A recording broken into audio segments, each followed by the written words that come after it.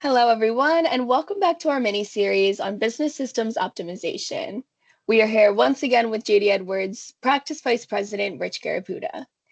Last time we laid down the groundwork with infrastructure, and today we're diving into operational support, what it takes to keep your business systems running smoothly, and how you can do it more cost effectively.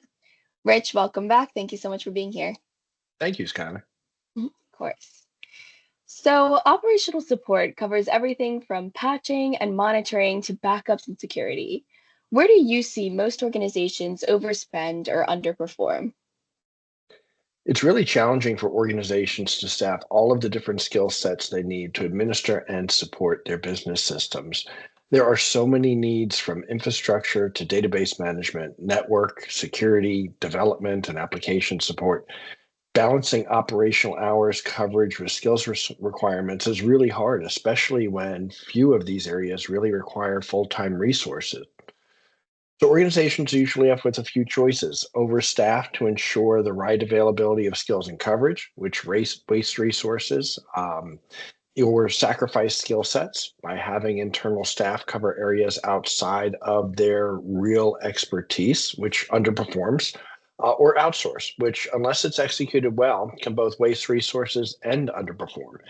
In many cases, organizations are just doing what they do because that's how they've been doing it. Once you step back and evaluate where you are versus what you need, you really start to see how you can optimize both spend and performance.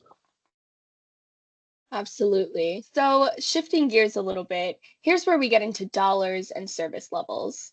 Not all support models are created equal. How can businesses identify and eliminate unnecessary spend? This really requires a holistic review of systems and how those systems support business requirements, and who supports those systems.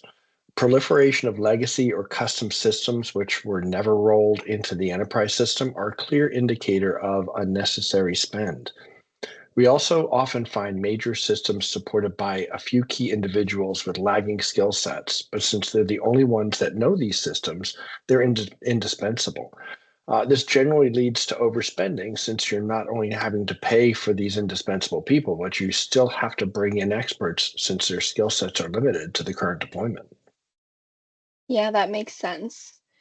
So, how can support models then scale with businesses' growth or challenges? Well, recruiting, hiring, training, and retaining skills to support business systems involves high initial costs, lack of flexibility when requirements change. Whether support requirements expand or contract, the workforce staffing process is slow to adapt. Managed services solutions for operational support can be adjusted for both scope to add or remove supported systems, or scale to increase or decrease the volume of support needed. Integrated managed services with a single partner handling the multiple layers of technology, database administration, development of functional, provides the smoothest scalability since you avoid multi-vendor management and coordination. Absolutely. Well, that is a wrap on episode 2. Thank you so much again, Rich, for coming out and taking the time to talk to me today. Of Thanks, Skylar. course. Well, operational support is a huge opportunity for optimization, cost wise and performance wise.